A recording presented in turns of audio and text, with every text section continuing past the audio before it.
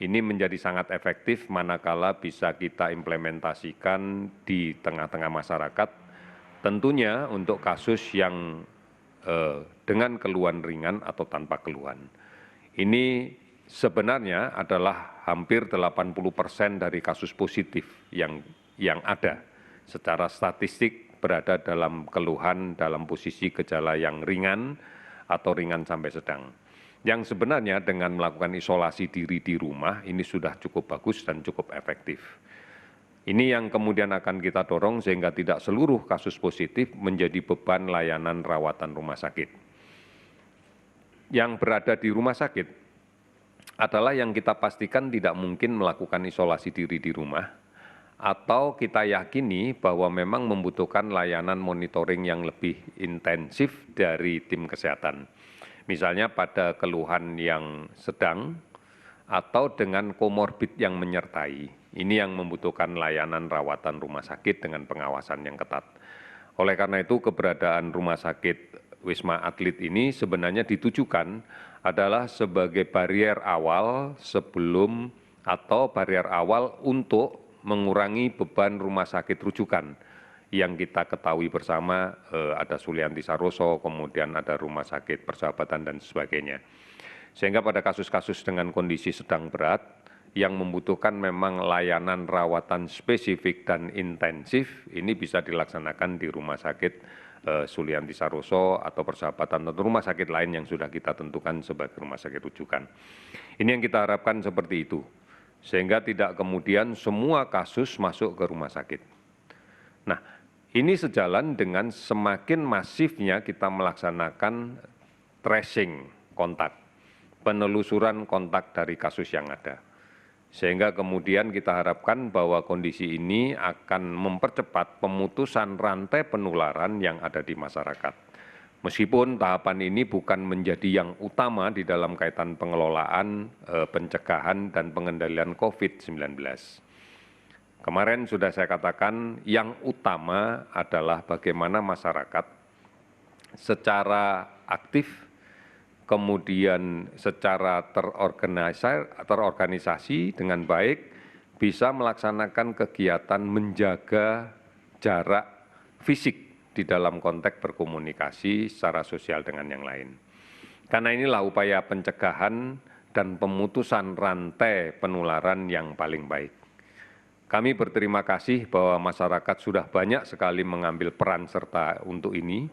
Semakin banyak yang saling mengingatkan untuk kemudian tetap menjaga jarak. Dan juga beberapa memang masih perlu kita ingatkan sehingga kadang-kadang di malam hari aparat keamanan juga masih sering berpatroli untuk mengingatkan agar tidak bergerombol, tidak berkumpul untuk mengurangi penularan ini. Ini yang menjadi penting untuk kita. Kemudian yang kedua, saya sampaikan beberapa hal terkait dengan rapid test. Rapid test atau tes cepat, ini tes yang kita laksanakan sekarang, beberapa hari yang lalu sudah kita laksanakan, sekarang dan berikutnya masih kita laksanakan, menggunakan metode pemeriksaan antibodi. Jadi bukan melakukan pemeriksaan langsung terhadap virusnya. Karena kalau memeriksa langsung terhadap virusnya, maka kita menggunakan pemeriksaan yang kita sebut berbasis pada antigen. Yang kita gunakan adalah melakukan pemeriksaan dengan swab, dengan hapusan usapan yang dilaksanakan di dinding belakang rongga hidung atau di dinding belakang rongga mulut. Nah, kalau ini, maka kita akan melakukan pemeriksaan terhadap virusnya, antigennya. Artinya kalau ditemukan positif, maka diyakini di penderita tersebut ada virusnya. Tetapi untuk metode rapid test yang kita gunakan adalah sebenarnya screening, penapisan secara pendahuluan terhadap adanya kasus positif di masyarakat. Oleh karena itu yang kita periksa untuk cara cepat ini adalah melakukan pemeriksaan antibodinya yang ada di dalam darah. Sehingga spesimen yang diambil adalah darah, bukan hapusan tenggorokan. Diharapkan dengan adanya pemeriksaan ini, maka kita bisa menjaring dengan kasar tentunya secara cepat tentang keberadaan kasus positif. Oleh karena itu, pemeriksaan rapid test dengan menggunakan basis pemeriksaan antibodi Tentunya kalau hasilnya negatif, kita belum bisa memberikan jaminan bahwa yang bersangkutan tidak terinfeksi. Bisa saja terinfeksi, tetapi pada tahap-tahap awal, karena antibodinya belum terbentuk. Dibutuhkan waktu antara 6-7 hari untuk terbentuknya antibodi yang kemudian bisa kita identifikasi sebagai positif di dalam pemeriksaan rapid ini. Oleh karena itu yang kemudian harus dilakukan, manakala pemeriksaan pertama negatif adalah mengulang kembali. Kita sudah menyepakati bahwa kita akan mengulang kembali setelah 10 hari. Harapan kita bahwa antibodi itu sudah terbentuk dan kita bisa mengidentifikasikannya. Kalau hasilnya positif, maka kita yakini sedang terinfeksi oleh virus. Tetapi kalau hasilnya negatif 2 kali, maka kita bisa meyakini bahwa tidak terinfeksi oleh virus. Tetapi juga dimaknai tidak ada antibodi di dalam tubuhnya. Artinya sangat mungkin bisa terinfeksi apabila kemudian mengabaikan upaya-upaya untuk melakukan pencegahan terhadap penularan. Tetapi yang hasilnya positif tentunya akan kita tindak lanjuti dengan pemeriksaan antigennya melalui pemeriksaan swab dan kemudian kita akan mencoba menggunakan PCR untuk melihat ini. Oleh karena itu ini harus penting untuk kita interpretasikan bersama.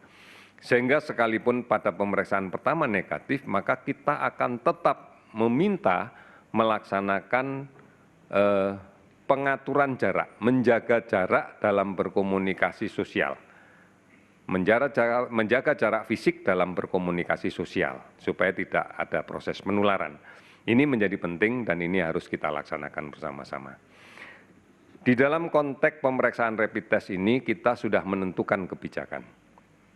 Yang pertama, rapid test akan kita laksanakan kepada kontak dekat kasus positif yang sudah terkonfirmasi dan dirawat di rumah sakit, atau kasus konfirmasi positif yang harus dilaksanakan isolasi rumah. Maka bagian dari penelusuran terhadap kontak keluarga yang tinggal serumah dengan pasien itu harus kita periksa semuanya. Kalau kemudian di dalam perjalanan kontaknya selama sebelum sakit ternyata juga ada riwayat dia sempat bekerja di tempat pekerjaannya dan ada lingkungan kerja yang juga memiliki kemungkinan kontak dekat, maka kita juga akan melaksanakan pemeriksaan di tempat dia bekerja. Ini prioritas yang pertama. Prioritas yang kedua adalah kita melakukan pemeriksaan kepada semua tenaga kesehatan yang kemudian terkait dengan layanan terhadap pasien COVID-19. Ini harus kita periksa, termasuk front office rumah sakit juga kita lakukan pemeriksaan. Karena kita tahu bahwa mereka adalah kelompok yang sensitif untuk rentan terinfeksi COVID-19. Ini prioritas yang kita laksanakan untuk pemeriksaan rapid pada tahapan pertama. Sudah barang tentu kalau nanti cartridge kit yang kita kirim, yang kita datangkan semakin banyak, nanti kita akan berbasis pada wilayah. Sementara ini kita masih tracing pada kelompok yang memiliki kerentanan tinggi, yaitu kontak dekat dan petugas kesehatan. Ini yang menjadi prioritas pertama kita. Kemudian setelah kit kita yang kita datangkan kembali sudah cukup banyak, maka kita akan melakukan pemeriksaan berbasis pada kewilayahan. Sebagai contoh di Jakarta ini adalah wilayah Jakarta Selatan yang sudah kami identifikasi dan kami petakan, maka ini akan menjadi prioritas kita. Pelaksanaan tes tentunya nanti akan didesentralisasikan di semua fasilitas kesehatan yang ada di wilayah itu. Misalnya puskesmas, kemudian laboratorium kesehatan daerah, rumah sakit yang ada di wilayah tersebut, baik rumah sakit pemerintah maupun rumah sakit swasta. Ini yang harus kita lakukan di tahapan berikutnya. Oleh karena itu, inilah yang menjadi urut-urutan tahapan kita di dalam kaitan dengan layanan kesehatan. Saat ini kita sudah mendistribusikan, kami cek tadi sudah mulai bergerak distribusi 125.000 untuk pemeriksaan cepat yang didistribusikan di 34 provinsi. Nantinya provinsilah yang akan bisa menentukan, pertama untuk kontak tracing, kedua adalah untuk petugas kesehatan yang dilibatkan dalam layanan langsung terkait dengan COVID-19 ini, dan pada pengiriman berikutnya dengan jumlah yang lebih besar nanti akan berbasis pada daerah di mana kasus ini ditemukan dan kemudian kita anggap sebagai daerah yang berpotensi untuk munculnya penularan.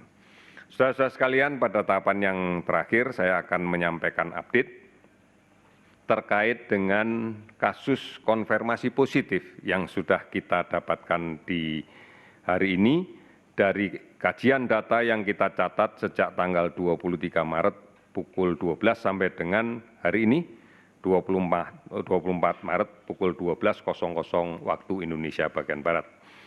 Ada penambahan kasus baru konfirmasi positif sebanyak 107 kasus, sehingga total saat ini adalah 686 kasus positif.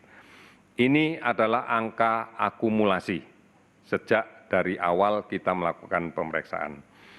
Kemudian ada penambahan juga, mohon maaf, tidak ada penambahan kasus yang sembuh, masih tetap sama datanya 30, tetapi ada beberapa yang sudah sekali diperiksa spesimennya negatif, kita akan tunggu besok. Kalau pemeriksaan yang kedua negatif berarti sembuh. Kemudian ada penambahan kasus meninggal sebanyak 7 orang, sehingga total kasus meninggal adalah 55 orang. Sehingga update pada posisi 24 Maret 2020 pada pukul 12.00 sebagai berikut: kasus kumulatif positif sebanyak 686,